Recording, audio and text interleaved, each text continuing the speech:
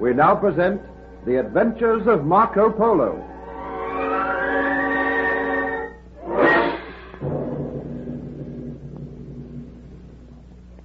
Marco Polo was kidnapped by his father and uncle and taken aboard a vessel bound for Beirut. Marco Polo protested at the treatment he was receiving, but after talking with his servant Benno, he decided to make the best of the situation. Eventually, the vessel arrived at Beirut, and the party proceeded overland in the direction of Persia.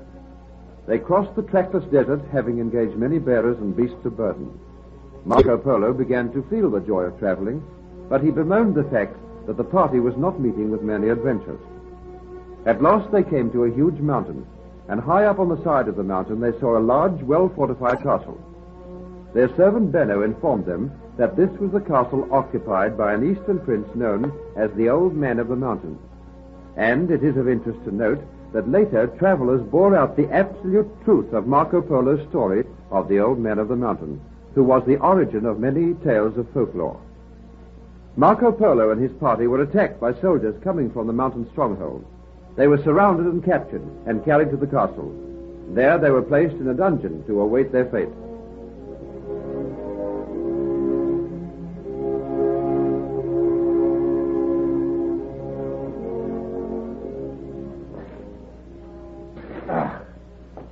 A fine ending to my travels to die like a rat in a dungeon. Marco, my son, you have courage, have you not? I have courage, Father. Courage to fight. But how can I fight when I see no enemies? I have heard much of the Old Man of the Mountain. I wonder if we will set eyes on him. Have courage, Marco. Mayhap it is not the will of this prince that we should die. We were outnumbered. There was no chance to fight to save ourselves. Come, Benno, tell me some of the stories you have heard of the Old Man of the Mountain. Oh, they say he is indeed a wicked prince who has lived in this mountain stronghold for many years. Did you observe the gold and silver adornments in the castle as we were brought in? Did you observe the rich jeweled headdresses of the men-at-arms? All those I observed. Spoils plundered from defenseless travelers, I am told. Aye, master.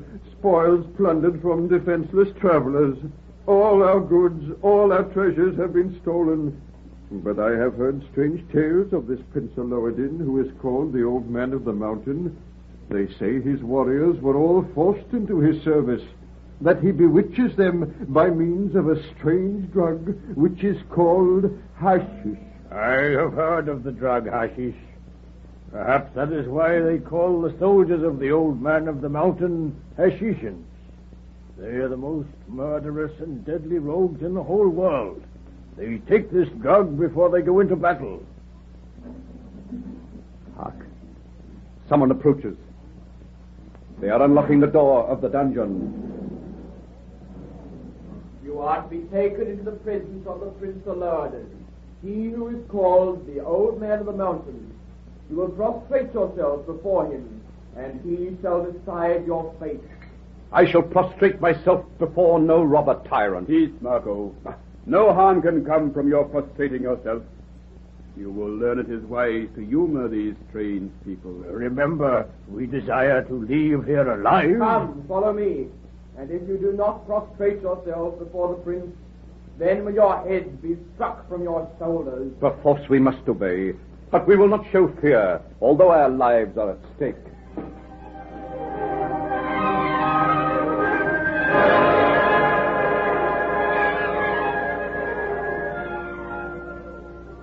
The officer and the soldiers led Marco Polo and his party through the great hall of the castle, and the travelers were bewildered to see that the walls were hung with cloth of gold. The marble pillars were inlaid with lapis lazuli. The clothes of the attendants glittered with diamonds, rubies, and precious stones. At last the party came to a halt before a door which appeared to be made of solid gold.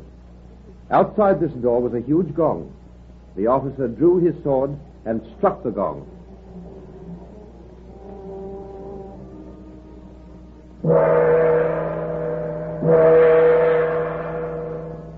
Never have I seen such wonders, my father. Never such wealth. See, the golden doors are opening. Oh, I am afraid we ought to go into the presence of the Old Man of the Mountain. Follow me.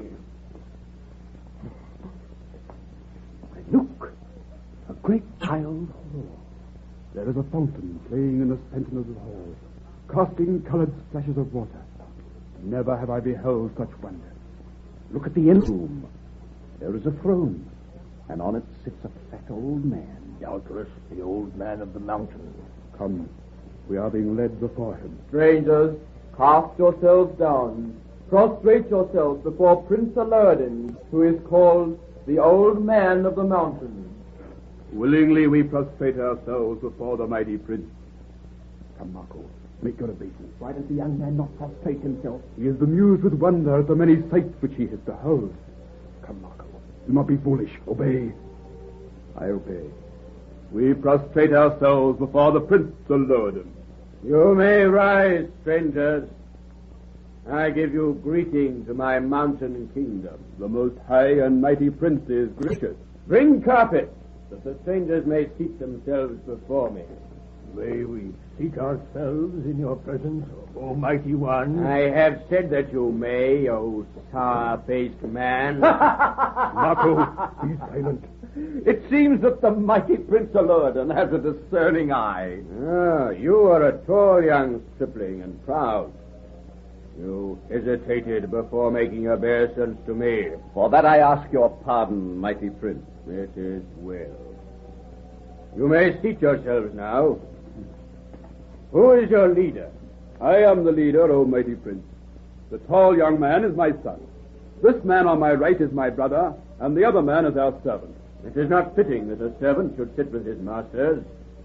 Let him sit alone behind you. Benno, sit behind us. Tell me, what have you heard of me? We have heard that you are a mighty prince, that you have lived in this castle for many years, holding it against all comers, that you are one of the richest princes in the world, and we have come to pay our respects to you. You were brought to pay your respects to me. You did not come willingly. Whither are you bound? We are bound for Persia, where we carry a message from the Pope of Rome to the Khan of Persia.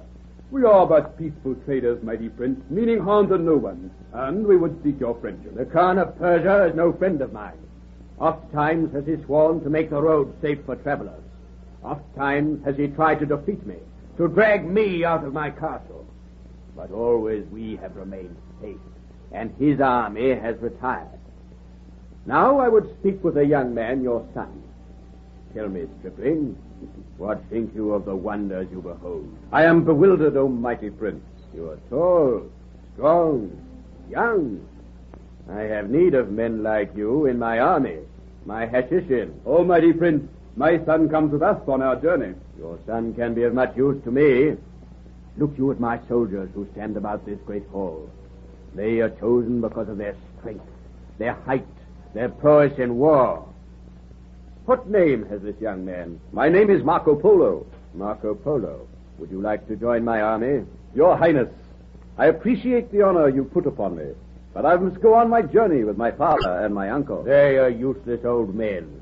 There is not much of life left to them, but you can stay here amidst riches, luxury, and mayhap you will meet many beautiful women. Many beautiful women. Many beautiful women? Ah, my friend, I see the light of interest in your eyes. Would you spare the lives of my father, my uncle, and my servant if I remain here in your service, O mighty prince? I might find tasks for them in the castle, but know you that I am called the Old Man of the Mountain, and that I have powers greater than Allah himself. Indeed, mighty prince, I have heard much of your power. Those who are my friends can be transported to paradise.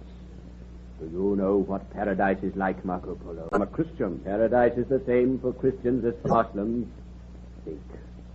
Beautiful women with dark, bewitching eyes, silken divans in which you may recline at ease, rich, rare wines and perfumes, ease, luxury, happiness, and all that the heart can desire. Is that not paradise, Marco Polo? It is not the Christian paradise. It is the Muslim paradise, and I shall send you to paradise with your father, your uncle, and your servant. Does that mean we are to die, O mighty prince?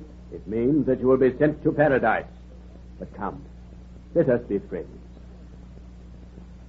A moment, mighty prince. I beg that you let my uncle, my father, and my servant live. If you command me to stay here to serve you, I will obey your orders. You cannot stay here, Marco. Better to die with us. Why fear death if death will take you to... Why fear death if death will take you to paradise? But come, you shall drink priceless wine with me before you go on your way to paradise. Bring wine for my guests, and wine for the old man of the mountain. We do not wish your wine. Would you refuse to drink with me? Know you not that is a deadly insult? I feel I need wine, something to revive my flagging courage. Well spoken. The wine is being handed to you. Note the cups are of solid gold, studded with rubies and amethysts, a treasure robbed from the caravan of a wealthy Khan. And such wine as this needs gold and jeweled cups. It is the wine of the gods. Drink, my friends. Mayhap he means to be friendly to us, Father. I have heard it said that if these people offer hospitality and you accept it, then they will not take your life. Come then, let us drink. My friends, I pledge you in this priceless wine. May you have a quick and safe journey to paradise. Come, drink. It is the same wine as Prince Aloadin drinks. We drink, O mighty prince, and pledge to you our loyalty and friendship. It is well. Does the servants drink too? I drink, O mighty prince. Your cup is but of silver because you are a servant. But you have the same wine. Is the wine to your taste, my friend? Never have I tasted such wine. It is indeed the nectar of the gods. Drain it to the last drop as I have drained mine, and hurl the jeweled cup away. Hurl them, I say, as I hurl mine. Speak, Marco Polo. Was the wine to your liking? It was to my liking, Most High. You do not care to stay here, where priceless jeweled cups mean naught to us, where we can hurt. Do riches mean nothing to you, Marco Polo? I would fain go on my journey with my father and my uncle. You are bound on another journey. Do your eyes grow heavy? Of the truth, my eyes do grow heavy. The wine was drugged. I swear it. Oh, my master, I am dying, and that wine was poison. Aye, the wine was poisoned. Oh. This devilish prince desires that we should die. Ah, my friends, the wine is working. You drank, you praised the wine, but know you that you are now on your way to paradise. I shall not die without striking a blow. Marco, what ails you? He fell to the floor. Already he's on his way to paradise. You shall meet him there. Your journey has started, my friend. To paradise! To paradise!